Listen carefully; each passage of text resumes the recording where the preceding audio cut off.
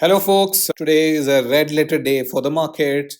The markets are already down close to about 4 5% from the top. This has been triggered by two main reasons. One, a lot of these tech giants like Amazon, Tesla's, Nvidia are not living up to their earnings expectation. They came and said that actually not have such great earnings. So their EPS, earnings per share, is projected to be down, and that is what has spooked the US tech stocks. And one of the bigger reasons today for the market to fall is a new concept for a lot of new investors, while it's a very old concept for seasoned investors, and it is called yen carry trade. In this video, I will try and explain what is exactly yen carry trade. So, like RBI in India, there is a central bank in Japan, of course, and that is called Bank of Japan. Okay, Bank of Japan is a very active central bank, just like in India, and they have used actively interest rates to actually either keep the economy strong or make sure that if there's any kind of a bubble, especially stock market bubble, hike up the interest rate so that the bubble bursts. Okay, so what have they done in the past is that they've kept the interest rates close to 0%, which means literally when you keep your money in any bank of Japan, for example, when you keep in Indian banks, you at least make 3.5%.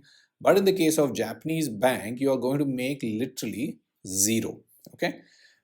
So now this is on the savers. So it's very, very poor, return for savers.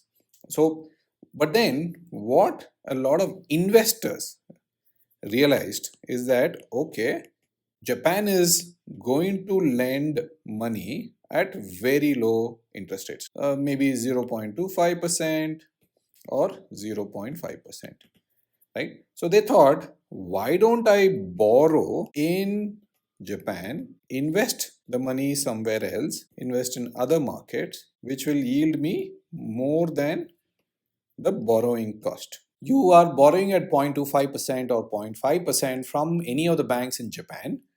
Take the money somewhere, whether inside or outside the country, invest in a fast growing economy, earn more than the borrowing cost, and then return the money back to the bank. This is how yen was borrowed by investors at very low cost. Let's say you invested in India. You cannot invest in yen, right? You have to convert this to INR.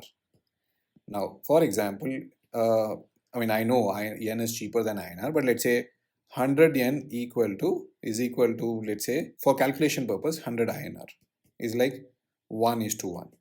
So you borrowed 100 yen at 0.5%, transferred the money to Indian market as a foreign portfolio investor or a foreign investor, institutional investor, invested in Nifty, and Nifty gave you 7%, right? So you made a net of 7% minus 0.5%, which is equivalent to 6.5%. I hope you got it. So net, you made 7%, and INR and yen were equal, so there was no currency issue. So 7% is your return, 0.5% is your cost. You made 6.5% net gain pre-tax post-cost. Wonderful, isn't it? Then you would think, okay, then I should borrow millions and millions of money in yen and invest in any developed market, and especially what I call as growth beast like India. So it is all okay till the time yen is not appreciating against INR. But the moment yen appreciates against the currency that you are investing into, whether it is INR, whether it is USD, then there is trouble. What I mean by that is, you paid 1 rupee or 100 rupee yen to get 100 INR. But then when INR had to be paid back to you so that you can pay Bank of Japan back, the INR depreciated and it became 107, which means your gains that you saw in the form of 7% return from Nifty is already wiped out because your INR has depreciated. Now, when when your 100 became 107 in INR terms, when you wanted to give it to yen, it's only worth 100, which means instead of making 6.5% net return, you actually lost 0.5%, which means you have to pay 0.5% from your pocket. So this depreciation of the currency that you have invested into is the big problem. So what has happened is, when Bank of Japan increased its interest rates in the recent day by 0.25%, the yen suddenly appreciated against USD.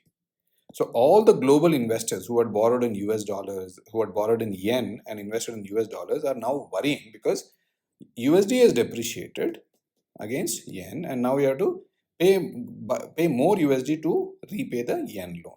So that's why the FII, the FPI around the globe are all selling their stocks across the globe that they have built and repaying the yen back, so that one, they don't incur currency cost, and also they don't incur higher interest rates going forward. So they're worried whether Bank of Japan will keep increasing its interest rate.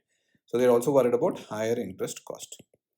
So net, the story of yen carry trade, or for that matter, any currency carry trade, okay, yen, dollar, euro, or any currency that is cheap, any currency or any central bank that keeps its interest rates cheap, okay, the story is it is all superb, it is all great till the time the currency doesn't appreciate. The moment it appreciates against your base currency, your net returns will keep coming down, or in some cases can be negative too. Right? I hope you understand this point, and if you have any questions, please do let me know. More than happy to answer them. Thank you. Happy investing.